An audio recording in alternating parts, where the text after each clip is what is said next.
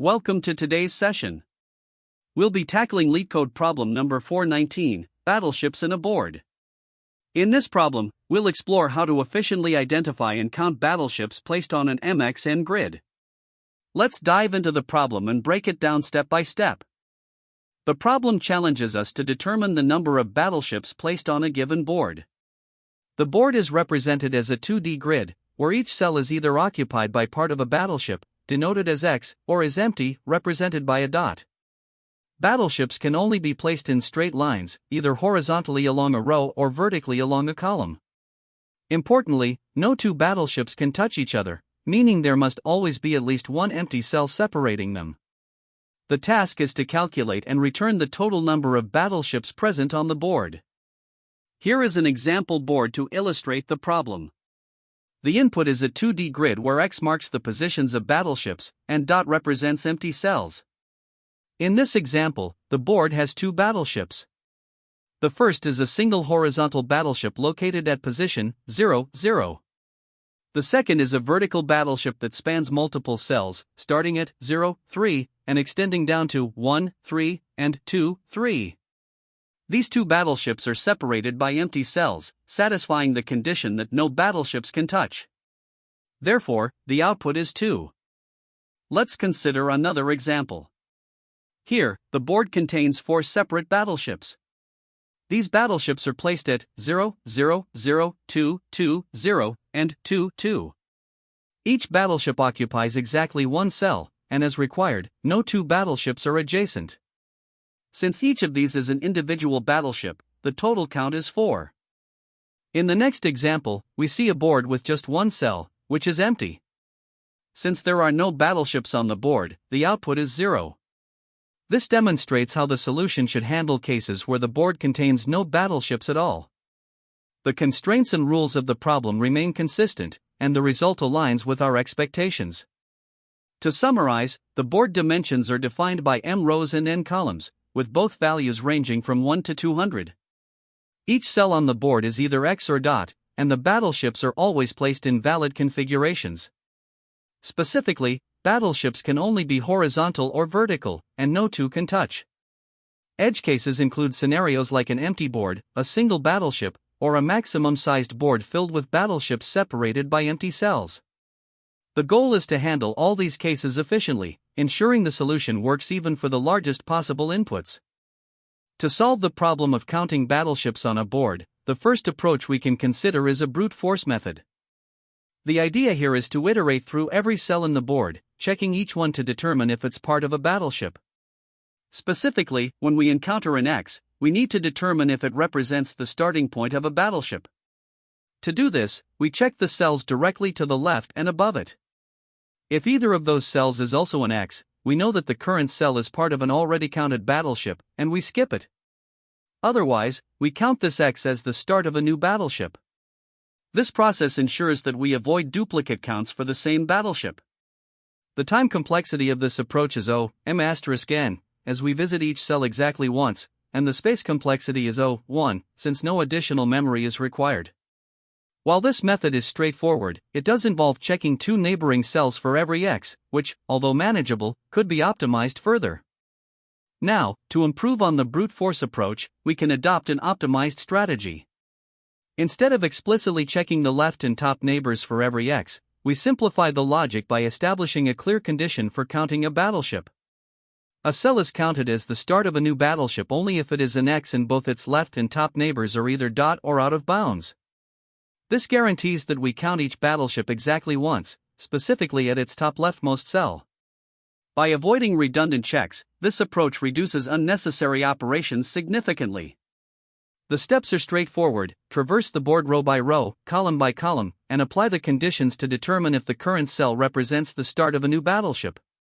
The time complexity remains O(m*n), as we still visit each cell exactly once, and the space complexity is O(1), since no additional data structures are used. This method is not only optimal in terms of time and space but also more efficient in practice due to the reduced number of checks required. The chosen strategy for this problem is the optimized approach, and there are several key observations that justify this choice. First, battleships are always placed either horizontally or vertically, which means it's sufficient to check only the left and top neighbors to identify the starting point of a battleship. Second, each battleship can be uniquely identified by its top left corner, making this method both logical and efficient.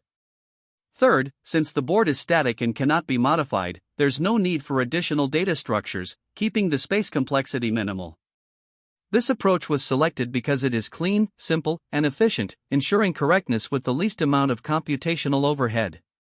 When compared to the brute force method, the optimized approach avoids unnecessary checks for every X, reducing runtime constant factors and making it more practical for larger boards. Overall, the optimized approach strikes the perfect balance between simplicity and performance, making it the most appropriate strategy for solving this problem. The problem requires us to determine the total number of distinct battleships on a given board. The board is represented as a 2D grid where each cell contains either X, indicating part of a battleship, or dot, representing empty water. A battleship is a sequence of consecutive X's that can only be aligned horizontally or vertically, and they cannot touch each other, even diagonally. To solve this, we rely on an optimized single-pass approach. The essential idea is to count only the top left cell of each battleship, which is identified based on three conditions: the cell must contain an X, the cell to its left must either be out of bounds or not part of the same battleship, and the cell above it must also either be out of bounds or not part of the same battleship. We start by initializing a counter variable, which will keep track of the total number of battleships as we traverse the board. The next step is to iterate through the entire board using a nested loop. The outer loop goes through each row, and the inner loop processes each column within that row. For each cell, we check if it contains an X, which indicates it might be part of a battleship. If it does, we then perform two additional checks. First, we look at the cell to its left, and if it exists and also contains an X, we skip the current cell since it's part of a horizontal battleship. Similarly, we check the cell above, and if it exists and contains an X, we skip the current cell as it belongs to a vertical battleship. If the current cell passes both of these checks, it means it is the top left cell of a distinct battleship, and we increment our counter by 1.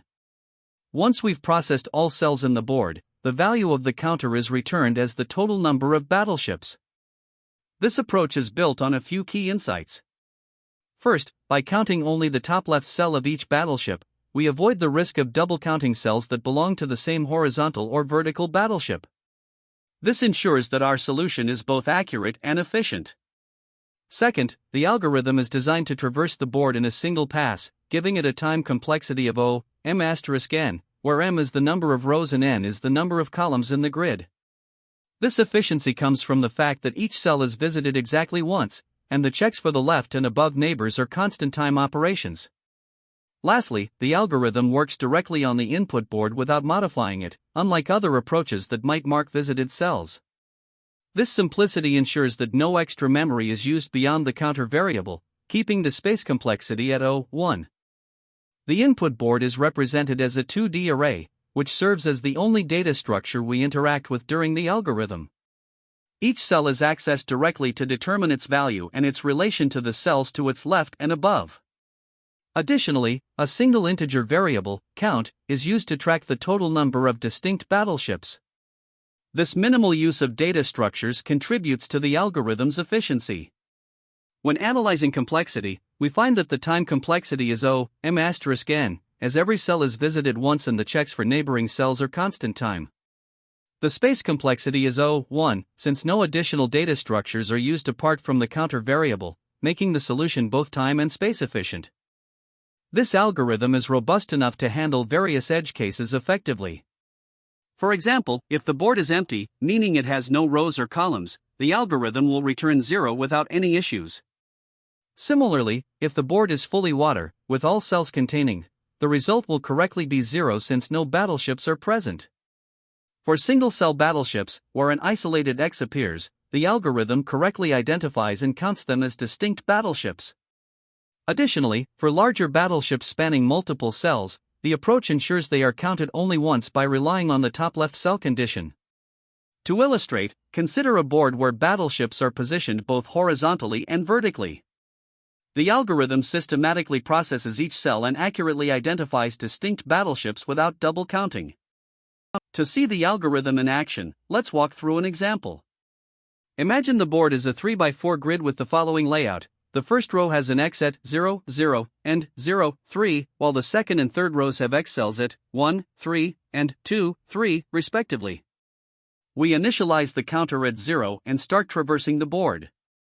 At 0, 0, we find an X with no X to its left or above, so we increment the counter to 1.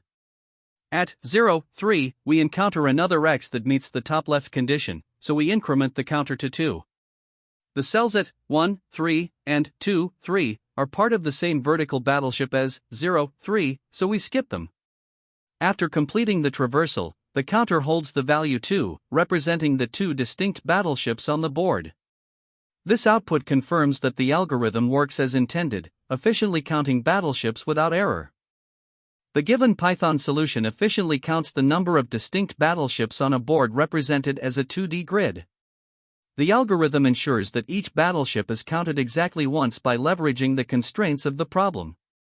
Here's a detailed explanation. 1. The function begins by handling edge cases. If the board is empty or doesn't have any rows, it returns 0 immediately. This ensures the function doesn't run unnecessary computations. 2. The dimensions of the grid are stored in rows and calls for convenience. An account variable is initialized to keep track of the number of battleships. 3. A nested loop iterates through each cell in the grid. The outer loop iterates over rows, while the inner loop iterates over columns. For each cell, the algorithm checks if the current cell contains X, indicating part of a battleship. However, it's crucial to ensure that this cell represents the start of a new battleship, not a continuation of a previously counted one. The condition I equals 0 or board I1 J equals X ensures that there is no X directly above the current cell. Similarly, J equals 0 or board I J1 equals X ensures that there is no X directly to the left of the current cell. 5. If both conditions are satisfied, it implies that the current X marks the start of a new battleship. The count variable is increment to reflect this discovery. 6. Once all cells have been processed, the function returns the total count, representing the number of distinct battleships on the board. This algorithm runs in M*n time, where M is the number of rows and N is the number of columns, as it processes each cell exactly once. The space complexity is O(1), since no additional data structures are used. This approach is optimal and adheres to the problem constraints, ensuring correctness and efficiency.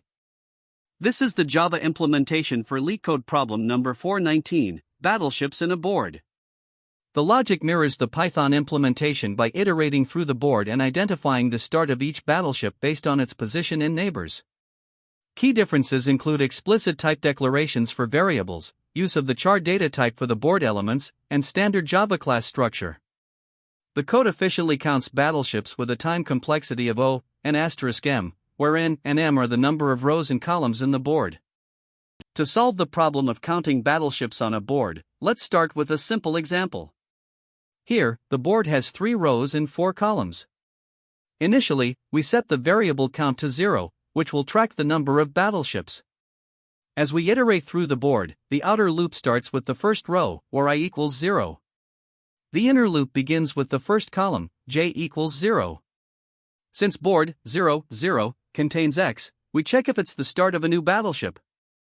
This is confirmed because there are no battleships in the row above, I equals 0, and no battleships in the column to the left, J equals 0. Therefore, we increment the count to 1. For the rest of the columns in this row, all cells are empty, represented by it, so no further action is taken in this row. Next, as the outer loop continues to the second and third rows, all the cells in these rows are dot, indicating no battleships. Thus, no further increments to count occur. Finally, the output for this board is 1, as there is a single battleship. Now, let's consider a second example where the board contains 2 horizontal battleships. We again initialize rows to 3, calls to 4, and count to 0. The outer loop starts with the first row, and the inner loop begins with J equals 0. Since board 0, 0 is X, we check if it marks the start of a new battleship. Both conditions for a new battleship are satisfied, so we increment count to 1. For the next cell, board 0, 1 is also X, but it is part of the same horizontal battleship as board 0, 0, This is confirmed because the left cell contains X, so we do not increment count. The rest of the cells in this row are D, so no action is taken. Moving to the second row, all cells are again, so no changes to count. In the third row, at j equals 0, board 2, 0, contains X, and both conditions for a new battleship are satisfied. This marks the start of another battleship, so we increment count to 2. The rest of the cells in this row are either empty or part of another ship, leading to no further increments. The final output for this board is 2. Now, we move to a more complex example where the battleships are positioned in both horizontal and vertical orientations. The board again has 3 rows and 4 columns, and we initialize count to 0. Starting with the first row, the first cell, board 0, 0, is X, and both conditions for a new battleship are met as there are no adjacent battleships above or to the left. We increment count to 1. The next cell at j equals 1 is empty, so no action is taken. At j equals 2, another X is found, and it satisfies the conditions for a new battleship. This means we have found a second battleship, so count is increment to 2. The last cell in this row is empty. In the second row, all cells are empty, so no action is taken. Moving to the third row, the first cell, board 2, 0, contains X. It satisfies the conditions for the start of a new battleship, so we increment count to 3. The next cell at j equals 1 is empty. At j equals 2, another X is found, and it also satisfies the conditions for a new battleship. This brings the count to 4. The final cell in this row, board 2, 3, is also X, but it is part of the same horizontal battleship as board 2, 2, so count remains unchanged. At the end of the iteration, the total number of battleships on this board is 4. By applying the same logic to any board configuration, we can efficiently count the number of battleships by ensuring that each X is only counted once and only when it marks the start of a new battleship. This approach is both time efficient and space efficient, as it only requires a single pass through the board and doesn't use any additional memory. To analyze the time complexity of this solution, we focus on how the algorithm processes the board. The board has m rows and n columns, so there are m*n total cells. The outer loop runs through each row, iterating m times. For each row, the inner loop goes through all columns, iterating n times. Within these loops, the algorithm performs a constant time check for each cell to see if it contains an X and whether it's the start of a new battleship. This involves checking the cell above and the cell to the left, both of which are constant time operations. Since every cell is visited exactly once and the operations per cell are constant, the total time complexity is proportional to the number of cells, which gives us m*n. Now, let's break this down further with best, average, and worst-case scenarios. In the best case, the board doesn't contain any battleships. Even then, the algorithm still checks every cell, so the time complexity remains m*n. In the average case, the board has a typical distribution of battleships, but the density of these battleships doesn't impact performance, as each cell is still processed exactly once. Again, the time complexity is m*n. In the worst case, where the board is densely packed with battleships, the algorithm still processes each cell only once, maintaining the same m*n complexity. For space complexity, the algorithm doesn't use any additional data structures. The input board itself is not counted toward auxiliary space, and the variables like rows, calls, count, and loop variables all require constant space. Therefore, the space complexity is 1. The key insight here is that the solution uses no extra data structures, so the auxiliary space remains constant, regardless of the board size. This is an important advantage over brute force methods. A naive approach might involve scanning the entire board while maintaining a separate visited matrix to track processed cells. Such a method would require m*n additional space for the visited matrix and could result in redundant processing of cells that belong to the same battleship. In contrast, the optimized approach leverages the board structure directly. By only checking the cells above and to the left, the algorithm ensures that each battleship is counted exactly once. This eliminates redundancy and achieves both m*n time complexity and 1 space complexity, making it far more efficient than brute force alternatives. To solidify our understanding, let's summarize the mathematical proof of the big O complexities. For time complexity, the algorithm processes each cell in the board exactly once, performing constant time checks for each. Since the number of cells is m*n, the time complexity is O, m*n.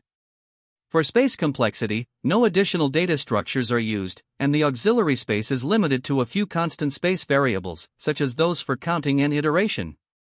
This means the space complexity is O(1). Together, these factors make the solution both time and space optimal for solving the problem, ensuring efficiency regardless of the board's size or configuration. When solving this problem, there are a few common mistakes to watch out for. First, one of the most frequent errors is misidentifying the start of a battleship. Some solutions mistakenly count every X as a new battleship, without checking if it's part of a larger horizontal or vertical ship. This leads to overcounting because cells in the middle of a ship are counted multiple times. To avoid this, only count an X if it's the topmost cell in a vertical ship or the leftmost cell in a horizontal ship. Another common pitfall is neglecting edge cases. For instance, you need to handle situations like an empty board, where either the number of rows or columns is 0, or a board that contains no battleships at all. Failing to address these edge cases can result in runtime errors or incorrect outputs. Finally, modifying the input grid directly is another mistake. While it might seem convenient to mark visited cells by altering the grid, this can violate constraints, especially if the grid needs to remain unmodified for other parts of the solution. Instead, rely on logical checks to track the start of ships, or create a copy of the grid if modification is necessary. Another common mistake is relying on inefficient brute force methods. This happens when solutions iterate over all cells and repeatedly check neighboring cells, leading to redundant computations. Such an approach can result in a time complexity as high as O(m² times n², in the worst case, which is far from optimal. To improve efficiency, focus on directional checks and avoid revisiting cells unnecessarily. Additionally, some implementations assume that the grid is always square, meaning they expect the number of rows to equal the number of columns. However, the problem explicitly defines the grid as m by n, which can be rectangular. This assumption can lead to incorrect results when the grid is not square. Always ensure your solution accounts for the independent dimensions of rows and columns to handle rectangular grids properly. In interviews, there are a few key insights that can help you stand out. One of the most important is that the problem is simpler than it appears. All you need to do is count the topmost or leftmost cells of each battleship, ensuring that every ship is counted exactly once. This simplicity allows you to focus on optimizing your solution. For example, you can avoid using extra space, like visited sets, by leveraging the structure of the grid itself, which makes your approach both time and space efficient. It's also a good idea to discuss edge cases during the interview. For instance, mention how you'd handle empty grids, grids without battleships, or grids filled entirely with X. This demonstrates thoroughness and attention to detail. Additionally, take the opportunity to explain trade-offs between solutions. Highlight why an optimized O(m times n) approach is preferable to a brute force method, showing that you understand the importance of time complexity. And if the problem's description is unclear, such as whether overlapping ships are allowed, confirm these assumptions with the interviewer to ensure you're aligned. This problem also has connections to several related problems that you might encounter. For instance, LeetCode 79, word search, involves a similar grid traversal technique using depth-first search. Another related problem is LeetCode 200, number of islands, which requires counting connected components in a grid, much like identifying battleships here. LeetCode 695, max area of island, focuses on finding the largest connected component, which is another variation of grid-based traversal. Finally, LeetCode 463, island perimeter, involves checking neighbors in a grid, requiring careful attention to boundary conditions. Exploring these problems can help you strengthen your understanding of grid-based algorithms and recognize patterns that apply across multiple scenarios. There are also alternative approaches to this problem, each with its own trade-offs. One optimized method involves counting an X only if it's the topmost or leftmost cell of a battleship. This eliminates redundant checks and achieves a space complexity of O(1), but it requires careful implementation to handle edge cases. Another approach uses depth-first search to mark all cells of a battleship as visited. While this method is straightforward and easy to implement, it requires additional space, either for a visited set or by modifying the grid. Lastly, you can use a union-find algorithm to treat the grid as a graph, where each X is a node and adjacent X cells are connected. This approach is useful for extending the problem to more general scenarios, but it adds implementation complexity and requires extra space. Each of these methods has its advantages, so choose the one that best suits the constraints and requirements of the problem you're solving. Great job making it to the end. In this session, we tackled the problem Battleships in a Board, breaking it down step by step. We reviewed the key algorithm, its time and space complexities, and highlighted important takeaways. Thanks for watching, and don't forget to like and subscribe for more problem explanations. See you next time. That's the end of this tutorial. I hope you found this explanation helpful for understanding the solution to this LeetCode problem. If you enjoyed this content, please consider subscribing to the channel for more coding tutorials and solutions. Feel free to leave a like if this video helped you, and don't hesitate to comment with any questions you might have. Thanks for watching, and happy coding!